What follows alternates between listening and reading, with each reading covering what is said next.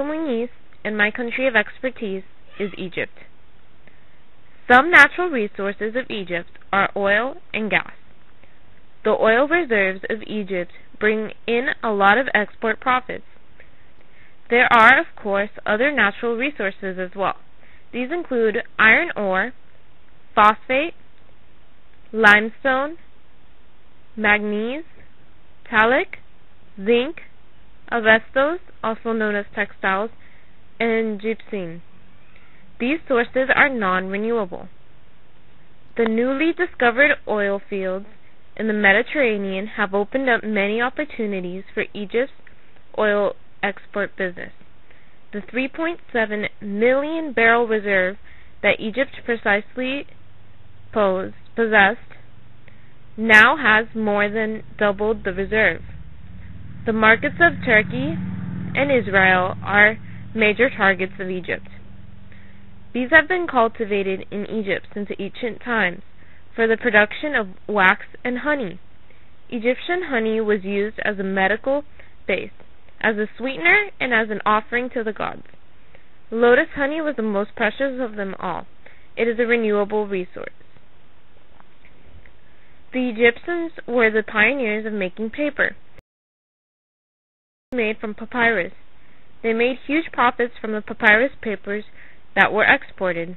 It's an eco-friendly paper and is renewable. The water of the Nile River can be considered among the best natural resources of Egypt, as the water can be used differently for cultivation of the land and production of hydroelectric power. The Nile River is the reason behind the flourishing civilization of the Nile Valley. Water is a renewable resource. So, how do these renewable and non-renewable sources affect the society, politically, socially, and economically?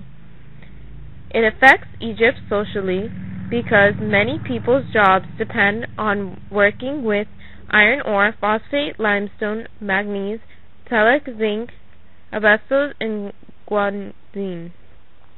For example, in Egypt there are many textile factories in Mahala, Alexandria, and Muniz. As of lately, there have been many strikes in the factories here because of low pay and rising prices. The global financial and economic crisis has had a major impact of Egypt and is affecting the people who work in these regions. It affects Egypt politically because if the people are running out of money, then it's their job to find a solution. Also, since there are many strikes going on, the government has to decide whether to send police or an extra force to calm down these rebellions. Also, since Egypt has the Nile River, it is a great use for transportation. Since it is, other countries may want to use it for business and can cause issues in the community. It affects Egypt economically because many of the resources are a major part of Egypt's economy. For example, Egypt depends heavily on the export of petroleum to many different markets. If Egypt were to run out of oil and other minerals and fossil fuels, then the jobs that fulfill these duties, its economy would be in very bad shape because it depends on these. I got a feeling that tonight's gonna be a good night. That tonight's gonna be a